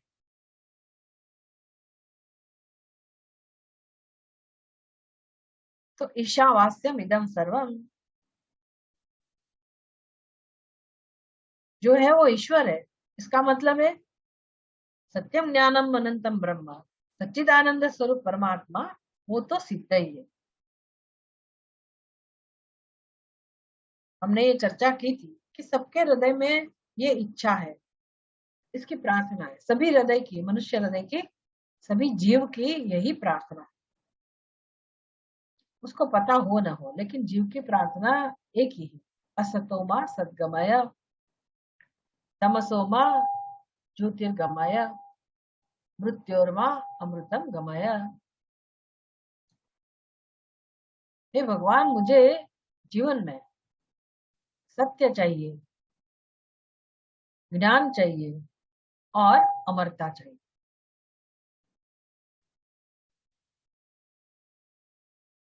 मुझे उस तरफ ले जाइए, मुझे रास्ता दिखाइए। ये सभी जीव की इच्छा है, प्रार्थना है, यही चाहिए सबको। तो उपनिषद में उसका उत्तर है कि ये इच्छा कैसे पूरी हो सकती है। जो हमें चाहिए सत, असतोमा सत गमय, सत की इच्छा, तमसोमा ज्योतिर्गमय, ज्ञान की इच्छा, सत की इच्छा, ज्ञान की इच्छा, मृत्योर्मा अमृतम गमय, अमृत की इच्छा, अमरता की इच्छा। ये जो इच्छाएं है, ये कैसे उसकी पूर्ति हो सकती है। तो उपनिषद कहते हैं सत्यम ज्ञानम अनंतम ब्रह्म, ये सत चित आनंद, अमरता, अनंतता, आनंद एक ही है। चित्त, भाति, ज्ञानम, सब एक ही। और सत, अस्ति, सत्यम, ये भी एक है। और तैत्तरीय उपनिषद में बहुत सुंदर व्याख्या की गई कि सत्यम ज्ञानम अनंतम तीन अलग अलग लक्षण नहीं है। जो ज्ञान है वो ही सत्य है, वही आनंद है, वही अनंत है। जो अनंत है वो सत्य ही है, वो ज्ञान भी है। तीनों मिलके एक ही बात है, एक ही विषय है, वस्तु एक ही है, और वो है ब्रह्म। ब्रह्म का स्वभाव ऐसा है, वही ब्रह्म, अस्ति भाति प्रिय सच्चिदानंद आत्मा। वो आत्मा और ब्रह्म दोनों एक ही है। मतलब हमारी जो इच्छा है वो आत्मा की इच्छा है, ब्रह्म की इच्छा है। हमारी प्रार्थना ब्रह्म के लिए ही है, जो ब्रह्म सिद्ध है, हमारा स्वरूप ही आत्मा ही है। तो जब हमारा स्वरूप है ही, वो तो सिद्ध ही है, तो उसको प्राप्त करने का तो कुछ पुरुषार्थ करने की आवश्यकता नहीं रही। और कर्म तो उसका साधन ही नहीं है, कर्म तो अप्राप्त की प्राप्ति का साधन है। ये तो प्राप्त ही है, लेकिन अनुभव नहीं है, अनंतता का अनुभव नहीं है, अमृत का, अमरता का अनुभव नहीं है, आनंद का अनुभव नहीं है। क्यों नहीं है, ये सब हमने आगे चर्चा की इसके विषय में, कि हमारी बुद्धि में जो विपरीत ज्ञान है, भ्रम है अपने बारे में, जो अध्यारोप है अपने स्वरूप के ऊपर, उसके कारण हम अपने इस पवित्र स्वरूप को, पूर्ण स्वरूप को, परमात्मा स्वरूप को नहीं जानते।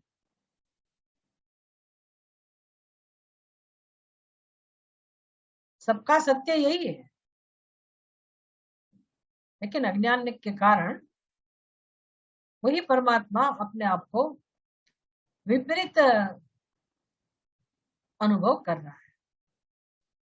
मनुष्य के लिए ये व्यवस्था है कि मनुष्य अपनी गलती पहचान कर उसको सुधार सकता है।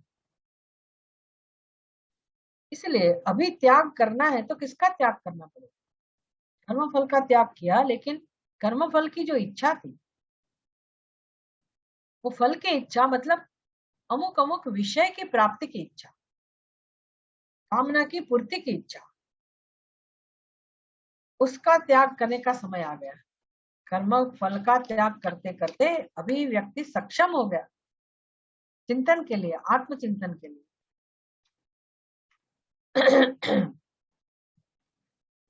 तो अभी जब विवेक हो गया, समझ आ गई, परिपक्व हो गया, तो अभी उसको तो रास्ता मिल गया कि परम आनंद, नित्य सुख आत्मा का ही स्वभाव है, और मैं तो आत्मा हूं ही, बिना आत्मा का तो कोई है ही नहीं, तो मेरा आत्मा भी है।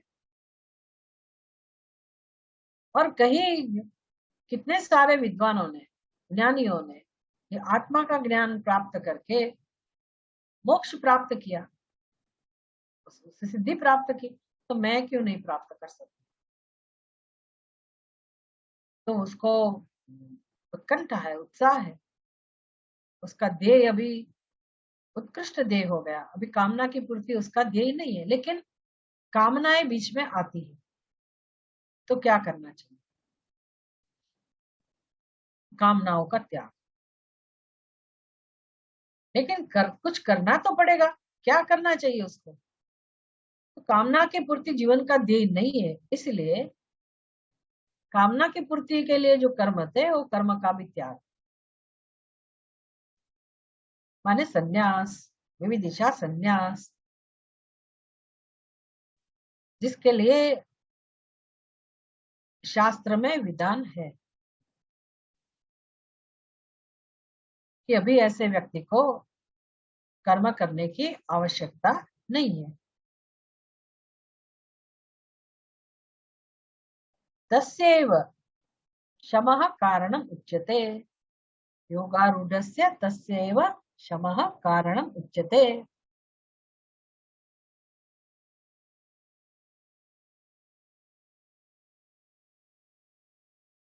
कर्मयोग का प्रारंभ करने के लिए, आगे बढ़ने के लिए कर्म ही साधन है, लेकिन बुद्धिपूर्वक, समझ पूर्वक, भगवान के इस उपदेश के साथ, समर्पण की भावना के साथ जब व्यक्ति कर्मारूढ़ हो जाता है, कर्म योगारूढ़ हो जाता है, कर्म तो करता ही था, लेकिन त्याग के इस रास्ते पर चलकर जब योगारूढ़ बन जाता है, तो अभी कर्म साधन नहीं है, अभी क्या साधन है? क्षमा, कर्म का त्याग, कर्म का त्याग और श्रवण मनन निधिध्यासन, कर्तव्य का त्याग।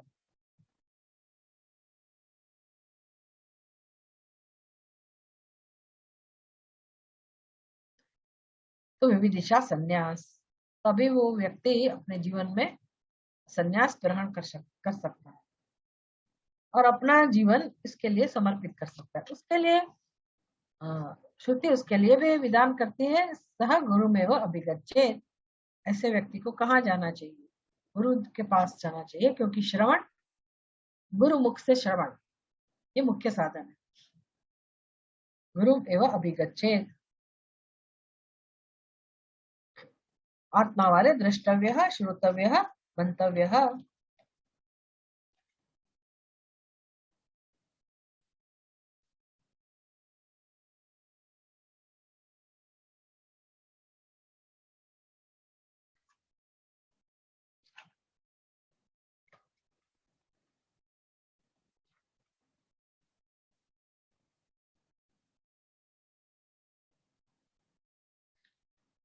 क्योंकि अभी आत्मज्ञान प्राप्त करने के लिए जब वो गुरु जी के पास जाते हैं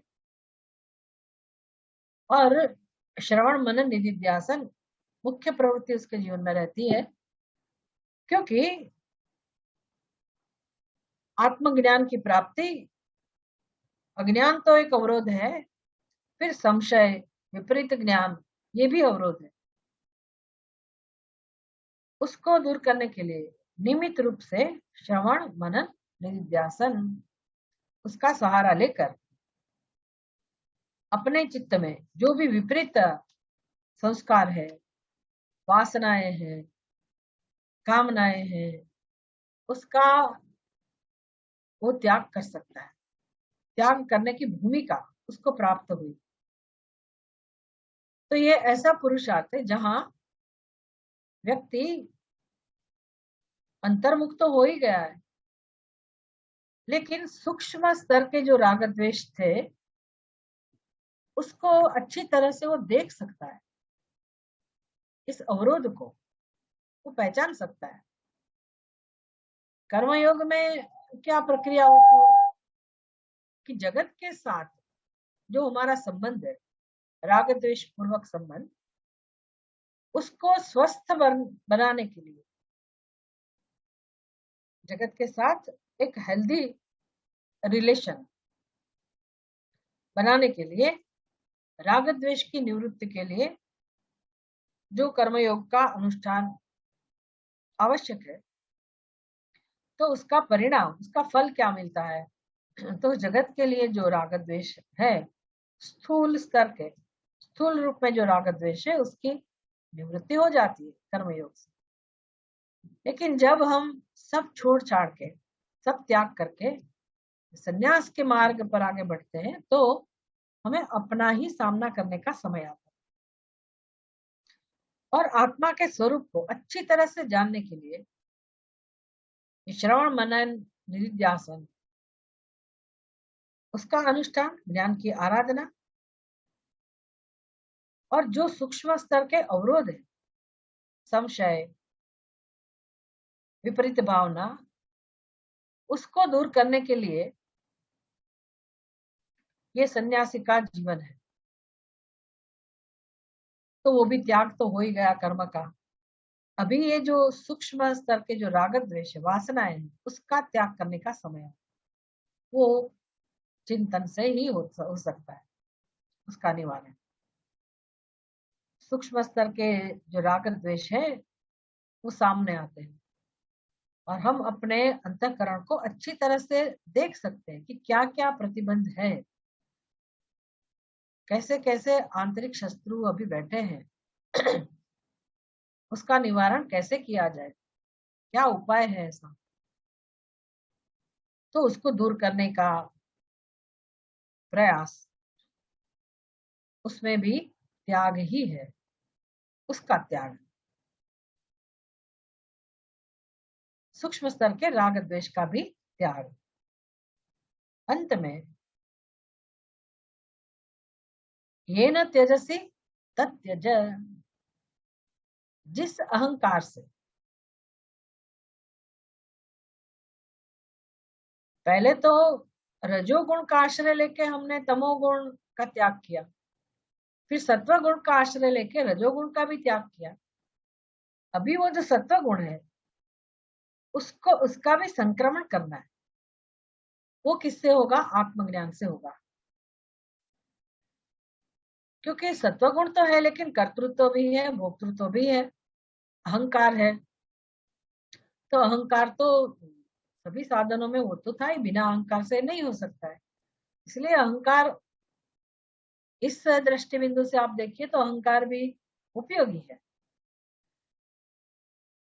जैसे वो शुगर कैन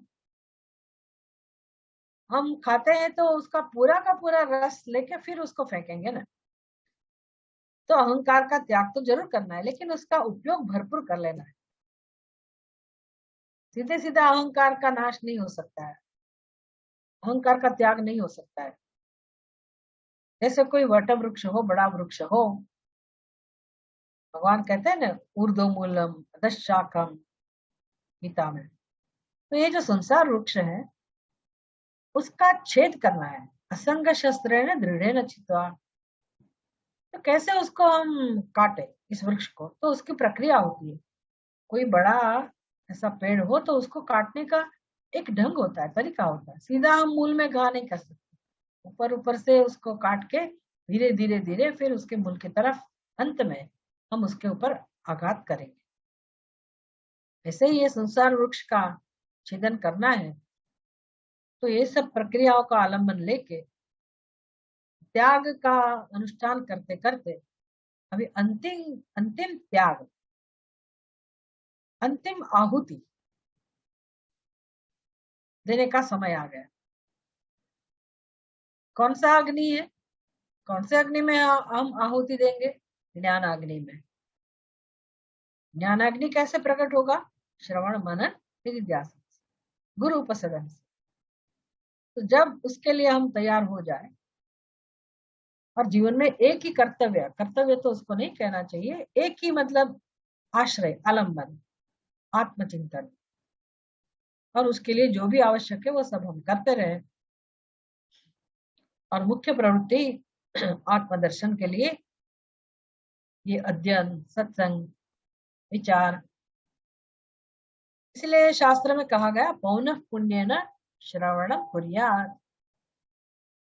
श्रवण तो चलते ही रहना चाहिए, दीर्घ काल आदरेण, आदर के साथ, दीर्घ काल तक, नैरंतर्येण, बिना अंतर। हफ्ते में एक बार किया, महीने में एक दो बार किया, ऐसा नहीं, नैरंतर्येण, जीवन भर, दीर्घ काल तक, और आदर पूर्वक, प्रेम पूर्वक हमें आत्मा का अनुसंधान करना चाहिए। तब अहंकार की आहुति हम दे सकते हैं। ज्ञान की प्रक्रिया में, ज्ञान प्राप्ति की प्रक्रिया में श्रवण मनन के माध्यम से अहंकार की आहुति, अहंकार का त्याग हो जाता है धीरे धीरे। जो जिसका अस्तित्व तो है ही नहीं, जिस अहंकार का, जो एक विचार मात्र है, वो समझ में आ जाता है।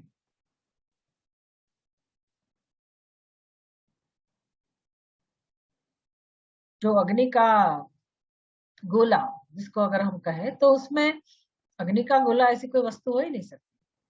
दिखता है अग्नि का गोला, लेकिन ध्यान से देखेंगे, विचार करेंगे तो समझ में आएगा कि इसमें जो गोल आकार है वो तो लोहे का है, और जो उष्णता है, उसका लाल रंग है, वो तो अग्नि का रंग है।